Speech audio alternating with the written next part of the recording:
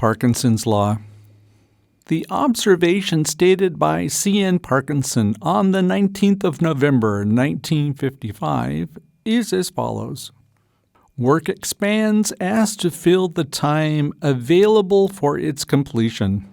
Unfortunately, we have not learned from that observation all those years ago. Its viability remains intact. Let me describe the idea in a context of value. If you spend 5 minutes on an exercise, you produce as much as you can within the time period given to you.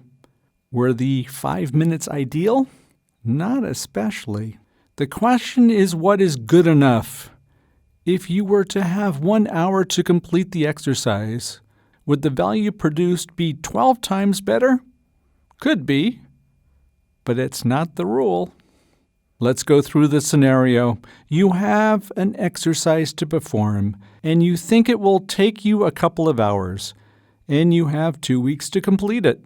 Instead of working on it right away, you think, hey, I have 2 weeks to complete this, so today I'm going to take it easy.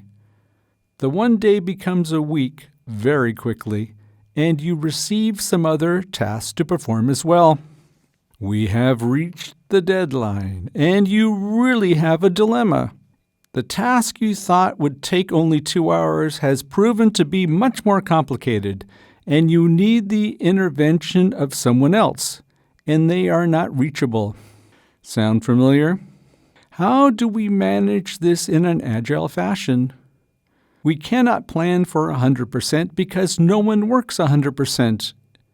In the best case, people work 5.5 hours in a normal workday. Why don't we plan for this? Anything over 80% is illusory. Number 2, we are often hesitant to start with those things that we don't know because we can't estimate how much time we will need for them. Can't we figure out ways to just start from what we know? Usually, they are not as complicated as we feared. The unknown factor makes them much bigger in our minds than they actually are. Pacing is not our forte, yours truly included. We work to be efficient, but not to be effective.